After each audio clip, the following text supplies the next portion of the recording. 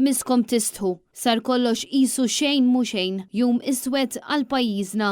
Kollox nagħmlu għal voti, pajjiżna qed tirranġawh għal frisk. Dawn kienu uħut mill-ħafna messaġġi fuq Facebook wara li fuq il-medja soċjali l-Ministru Owen Bonnici kien qed jiġi intervistat mis-sit Lavin Malta ftit biss ħin wara li fil-Parlament il-liġi dwar l-użu tal-kannabis għaddiet mill-istudju tat-tielet qari b'36 vot favur u 27 kontra. Id-deputati kollha tal-Gvern ivvutaw favur din il-liġi kontroversjali filwaqt li d-deputati tal-Partit Nazzjonalista kienu kollha maqudin fil-vot tagħhom u vvutaw kontra sabiex jipproteġu lil dawk l-aktar vulnerabbli, speċjalment it-tfal u żgħażagħ.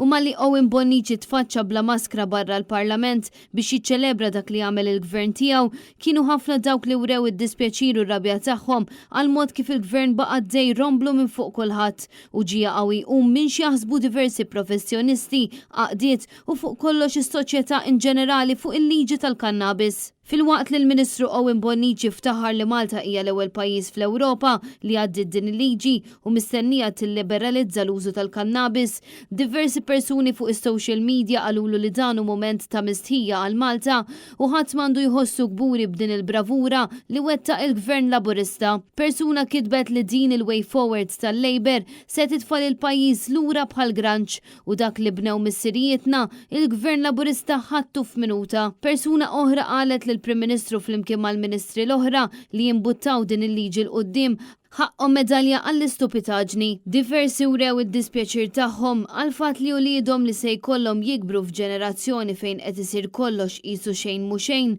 bl-appelli lejn il-President ta' Malta jkomplu jikbru sabiex ma jiffirmax din il-liġi.